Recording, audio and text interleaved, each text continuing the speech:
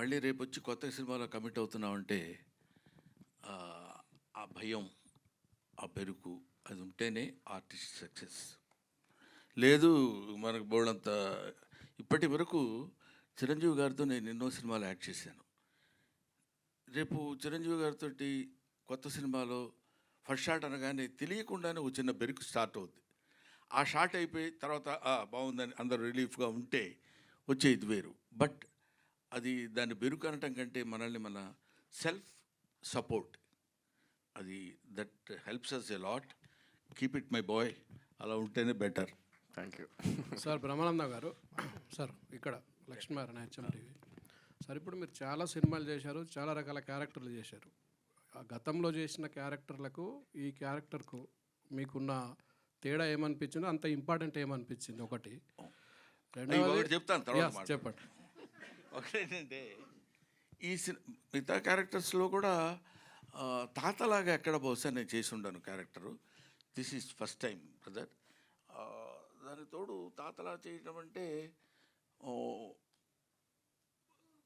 ఈ క్యారెక్టర్కి తాతలా చేయడం ఒక చిన్న సర్ప్రైజ్. కొంచెం టెన్షన్గానే అనిపించింది ఎలా చేయాలండి. అది న్యాచురల్గా చేయడం, తాతలు ఎలా చేస్తారో అలా చేస్తే సరిపోదు కదా అనుకునేవాడిని. తర్వాత కొడుకు మనవడయ్యాడు ఇక్కడ. అక్కడ కొంచెం జాగ్రత్తగా చూస్తూ కొంచెం కేర్ తీసుకొని చేయాల్సిన అవసరం వచ్చింది. బట్ నంబర్ ఆఫ్ క్యారెక్టర్స్ చేసిన ఏ క్యారెక్టర్ మనం చెప్పడానికి ముందు ఒక దాన్ని ఏమంటారు, ఆ బిగినింగ్. ఇప్పుడు ఎన్ని కిలోమీటర్లు నడవాలన్నా మొదట ఒక అడుగు వేయాలి కదా. ఆ మొట్టమొదటి అడుగులోనే కొంచెం కేర్ ఉంటుంది. ఆ తర్వాత దిస్ ఈజ్ డెఫినెట్గా, ఇంకా నేను చెప్పడానికి నేను గబుక్కని మీరు అడిగితే పుస్తకం జారుతానేమోనని భయంగా ఉంది. కొంచెం దాచిపెట్టారు వాళ్ళు, అవన్నీ మనం తర్వాత మాట్లాడుకుందామని. But I felt very happy.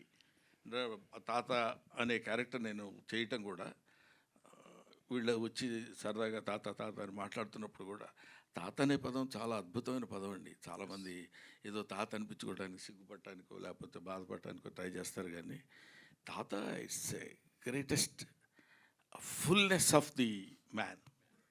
ఒక మనిషి ఒక పరిపూర్ణమైనత్వం వచ్చితే కానీ తాత అన్నాడు. ఎందుకంటే ఆఫ్టర్ ఆల్ మనకు తెలియకుండా మనం పుడతాం. మనం పుట్టిన తర్వాత మనకి పిల్లలు పుడతారు. మనకి పిల్లలు పుట్టిన తర్వాత మనం మన పిల్లల్ని ఎలా చూసామో, మన పిల్లలు వాళ్ళ పిల్లల్ని ఎలా చూసినప్పుడు థర్డ్ జనరేషన్ వాడు మన దగ్గరకు వచ్చేసి నీకేం తెలియదు తాత, చెప్తే వినవేంటి నువ్వు అని మనవడు అంటున్నప్పుడు మన యాక్సెప్టెన్స్ అందంగా ఉంటుంది అక్కడ. వాడు తాత అని పిలిచి మా మనవడు ఉన్నాడు, నీకు తెలీదు, నువ్వు బొమ్మలేస్తావు కానీ ఇలా కాదు, ఇప్పుడు లేటెస్ట్గా వచ్చినాయి తెలుసా ఇది అని వాడేదో 4 గీతలు గీసి చూపిస్తాడు. దానిలో వాడు బుద్ధి లేదా, నా ఏజ్ ఏంటి, నీ ఏజ్ ఏంటి, నువ్వు నాకు తెలియదు అంటావా, నా ఎక్స్పీరియన్స్ లేదు నీ బతుకు అని వాడిని తిట్టడం ఉండదు. వాడు అలా మాట్లాడుతుంటే ఒక చిన్న ఎంజాయ్మెంటు, సరదాలు ఉంటాయి. అదే ఇంకెవడన్నా అంటే సర్లేవా మాకు తెలుసు యాక్టింగ్ ఎలాగో అనొచ్చు. కాబట్టి అది ఆ తాత అనే క్యారెక్టర్ దొరకటమే చాలా అరుదైన విషయం. అది దొరికినందుకు ఇలాంటి బ్యాచ్ అంతా కలిసి ఆడుకున్నట్టు అనిపించింది.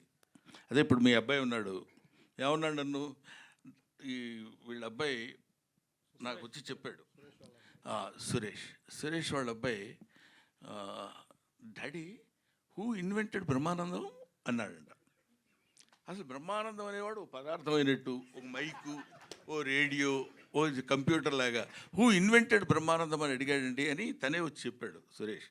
చెప్పినప్పుడు ఇలాంటివి చిన్న చిన్నవి ఏవో సరదాగా మనకు వచ్చే దాన్ని ఏమంటారు అప్రిసియేషన్స్తో పాటు తాత క్యారెక్టర్ దొరకటం. So I should be thankful to mister Rahul Yadav and as well as Nikhil. Thank you sir. ఇప్పుడు తెలుగు సినిమా అంటేనే ఒక కామెడీ బేస్డ్గా ఉండే సినిమా, జనాలకు నవ్వుకునే సినిమా. తెలుగు సినిమాలో ఈ మధ్య అసలు కామెడీ సినిమాలు రావట్లేదు ఎక్కువగా. కారణం కామెడీ అంటే కమెడియన్లు ఎక్కువ మంది లేకపోవడమా, లేకపోతే డైరెక్టర్ రాయలేకపోవడమా? అది చెప్పలేం బ్రదర్. ఎట్లాగంటే you can make a movie without comedian, you cannot make a movie without comedy. అంటే కమెడియన్నే కామెడీ చేయాలని లేదు. ఇప్పుడు హీరోస్ చేస్తున్నారు, హీరోయిన్స్ చేస్తున్నారు, విలన్స్ చేస్తున్నారు. సో కామెడీ అనేది అంతర్లీనంగా ఎక్కడో చోట జరుగుతూనే ఉంటుంది. సరే, ప్రత్యేకంగా మీరు అడిగిన దానికి మా గురువుగారు జంజాల గారు వాళ్ళు ఉన్నప్పుడు కామెడీ బేస్డ్ మీద రేలంగి నరసింహారావు గారు కానీ, లేకపోతే వంశీ గారు, వీళ్ళందరూ, కృష్ణారెడ్డి గారు, ఈవి సత్యనారాయణ గారు, వీళ్ళందరూ కామెడీకి ఎక్కువ ప్రాధాన్యత ఇచ్చి చేసిన రోజులు ఉన్నాయి. బట్ ఐ కెనాట్ సే ఇప్పుడు ఆ కామెడీ రాసే వాళ్ళు రైటర్స్ లేరు అని చెప్పడానికి లేదు. అవి ఎందుకు రాలేదు, రీజన్స్ లేదు. దాని మీద పెద్ద రీసెర్చ్ కూడా చేయలేదు. మోర్ ఓవర్ కొంచెం సైలెంట్గా దూరంగా ఉంటున్నాను కాబట్టి ఏదో సెలెక్టివ్గా చేసే క్యారెక్టర్స్. ఎనీవే, నవ్వు వాసన లేని పువ్వు, బుధవర్గము లేని పురంబు, ప్రీతి విశ్వాసము లేని భార్య, గుణవంతుడు కాని కుమారుడు, సదభ్యాసము లేని విద్య, పరిహాస ప్రసంగము లేని వాక్యమున్ అంటాడు. నవ్వించగలిగింది, నవ్వుతూ ఉండాల్సినటువంటి మాటలు ఉండాలి. అది సినిమాలో ఉండొచ్చు, నాటకంలో ఉండొచ్చు, ప్రతిదానిలో ఉండాలి. అటువంటిది మిస్ అవ్వటం అనేది బహుశా ఎక్కడా ఉండదు. మానవుడు పుట్టినప్పుడే నవ్వు అనేది పుట్టింది. అది మనం నవ్వినా నవ్వకపోయినా మన వెనకాల పడి వస్తూనే ఉంటుంది. ఏమంటావు బ్రదర్? కిషోర్, ఇక్కడ సార్ సార్ అంటే నీ కామెడీ టైమింగ్ వల్ల పెద్ద పెద్ద హీరోలు అందరినీ ఇబ్బందిని పెట్టిన సందర్భాలు ఉంటాయి. పాపం వాళ్ళు సింగిల్ టేక్ ఆర్టిస్టులు అయినా కడే సరే, because of your comedy timing they have taken so many takes. అలాంటిది అంతకన్నా పెద్ద బ్రహ్మానందం గారి కామెడీ టైమింగ్తో ఈ సినిమాలో ఎన్నిసార్లు ఇబ్బంది పడాల్సి వచ్చింది? అంటే సార్తో యూజువల్గా పెద్ద ఎఫర్ట్ ఉండదండి సార్కి ఇప్పుడు నన్ను ఇబ్బంది పెట్టడానికి. సార్ ఒక చిన్న పాజ్ సరిపోద్ది. ఇప్పుడు నేను కష్టపడి ఒక 2 పేజీలు డైలాగ్ కొట్టిన తర్వాత మెల్లిగా చూస్తారు ఇటు. అందులో ఓహో నువ్వు డైలాగ్ చెప్తున్నావు ఏంట్రా అని రావచ్చు, ఆ రియల్గా క్యారెక్టర్ సంబంధించిన రావచ్చు. మేము అక్కడ బ్లాస్ట్ అయిపోతామండి సప్పుడు. ఇంకా పాజ్ ఒకటి, ఇంకో చిన్న సౌండ్ అంటారు అంతే. అది అవి 2 చాలు మాకు మొత్తం బ్లాస్ట్ అవ్వడానికి. సో చాలా కష్టం అండి జెన్యూన్గా.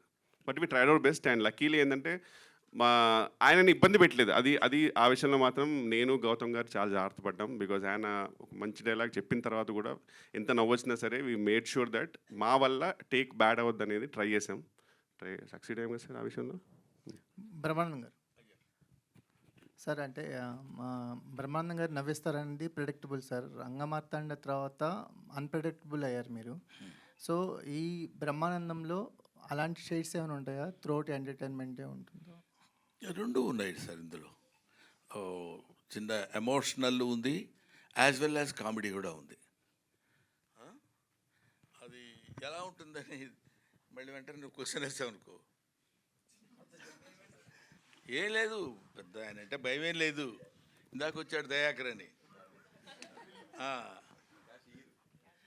క్యాష్ ఇయ్యరు పాప, క్యాష్ ఇస్తాడు కానీ వాళ్ళు అసలు నవ్వు పాపం వాళ్ళకి భగవంతుడు. ఇందాక మీరు అన్నారు చూడండి, ఎవరు మన వాళ్ళు క్వశ్చన్ చేశారే, నవ్వు అనేది ఎట్లా వస్తుందండి? అస్సలు నువ్వు 1,00,000 చెప్పి నవ్వితే లీనియన్స్గా తీసుకుని డబ్బులు అడుగుతాడేమో అని భయం అతనికి. ఓకే నాన్న. రాహుల్ గారు ఓకే, యాక్చువల్లీ కొరియోగ్రఫీ చేస్తే డాన్స్ చేయడం చూసాం, కానీ ఇలా పట్టుకొని మరీ చేయించడం ఇప్పుడే చూసాం అనమాట. సో మరి మైక్ తీసుకొని రండి, స్పీచ్ ఏదో వినేద్దాం మనం. First I request Nara Rohit గారిని మాట్లాడాల్సిందిగా కోరుకుంటున్నాం. Good to see you. Hi, అందరికీ నమస్కారం. ఇక్కడికి వచ్చిన మీడియా వారికి, ఇక్కడ వచ్చిన ఫ్యాన్స్కి అందరికీ నమస్కారం. భైరవం ఇది నా కెరియర్లో నేను ఎప్పుడు చేయను ఒక క్యారెక్టర్. అండ్ ఫస్ట్ విజయ్కి థ్యాంక్స్ చెప్పాలి.